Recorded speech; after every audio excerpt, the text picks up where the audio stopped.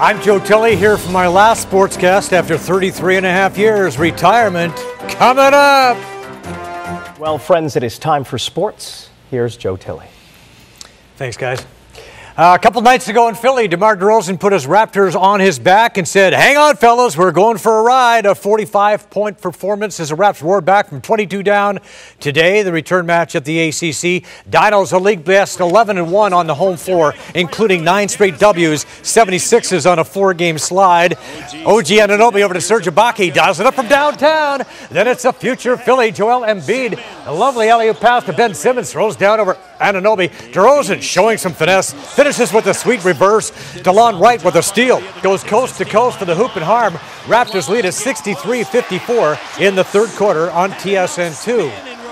Well, this is going to be a sight for sore eyes. For the first time in 7 games, the Leafs will have Austin Matthews in the lineup when they take the ice against the Rangers at Madison Square Garden tonight. Matthews confirmed yesterday that he had a concussion suffered in that collision with Morgan Riley in Pittsburgh 2 weeks ago. The Leafs went 2-4 without the reigning Calder Trophy winner. He practiced yesterday, skated again today, and the club doctors deemed him good to go. I just want to play hockey, so I don't know. Kind of what to expect as far as conditioning. It's not totally going to be there, but hopefully throughout first, second, third period, I just get better and better, feel better and better each period, and just do what I do, contribute in a number of different ways, and just play my game, have fun. They got protocol for all these things, so they went through all that protocol, but he still skated pretty good, so it's not like he's been sitting around. Now, in saying all that, we're going to watch the game tonight and we'll know. I don't know at this point. I expect him to be good. Today, Red Wings at Boston. Bruins sitting 2 points behind the second-place Leafs in the Atlantic Division. Bruins power play. Darren Helm picks the puck off Denton Heinen, flips it toward Franz Nielsen, who snaps it through the pads of Tuukka Rask.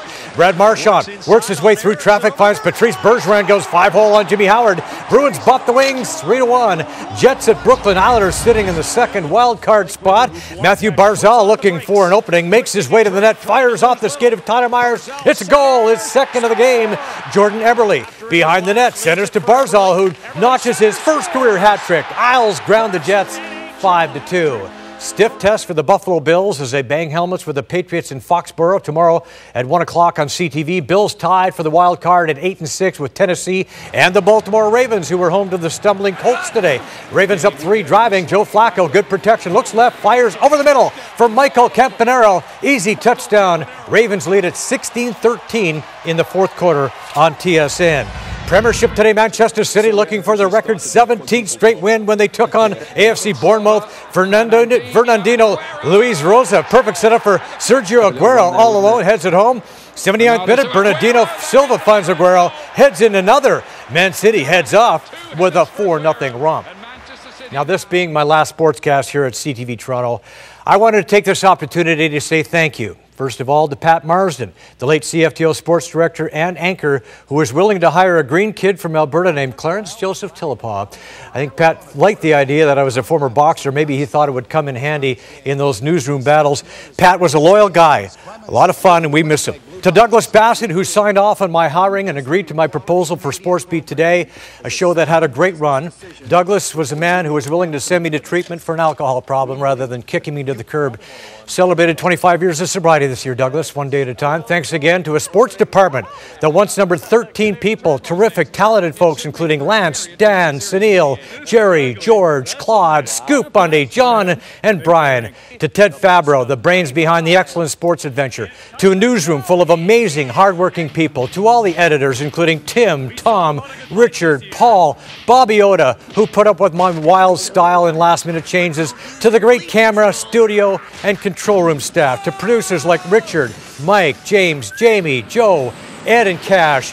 Co-hosts like Bill, Pauline, Christine, Ken, Michelle, Zoraida, Andrea, Colin, some incredibly talented weather stars like Dave, Tom, and Dana Joe. Absolutely the best in the business. I will miss you all. To the local sports teams who made my job so enjoyable, great guys like Paul Beeston and even Harold Ballard, who tried to have me fired. To all the great athletes, including the boxers, some of whom I sparred with in the day until I started coming to work with black eyes. To all the local sports teams that will no longer have the coverage they once did, keep sending your stories, ideas to the desk, guys. To all the dedicated people in the barns and racetracks across the province, to all the friends and co-workers who showed up by the hundreds when we lost our beautiful son Spencer to an accidental fentanyl overdose, I offer a challenge to all politicians. Please do what you can to help stop this epidemic. It's been a great run, but the media world is changing. One thing I will say is that it's not the profits that make a company great. It's the people who work their butts off and come up with the brilliant ideas that creates that profit. That's why this station has been so incredible. I want to thank Wendy and Joanne and Sophia, who I've been able to watch develop into an amazing news director. Thanks for letting me spout out for the provision that I qualify by saying these are my opinions and don't reflect those of CTV or Bell Media. Folks at home can keep track of me by following me on Twitter at JoeSwissTV.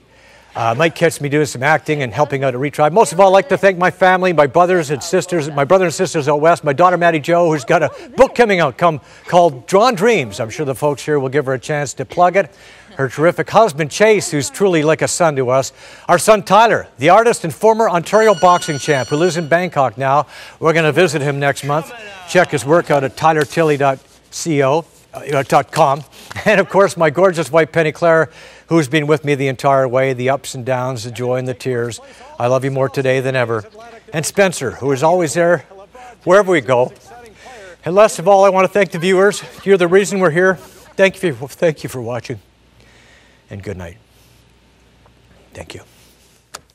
This is a sad day for us here at CTV News. After 33 and a half years, Joe Tilley's final broadcast is tonight. You know, when it comes to sports broadcasting, Joe, you are one of a kind. He's one of the most energetic, enthusiastic, passionate people we know and is always committed every single night. I mean committed to bringing every single story on the air. Yeah. Over the years, Joe, we've come to rely on your good humor, your lightning quick recaps, that charming smile that you have for us every single night. It has been a pleasure to work with you. It has been a pleasure for all of us young ones to learn from you. And I'm sure that, you know, Penny Claire, your Maddie children are going to just have so much fun having you back now.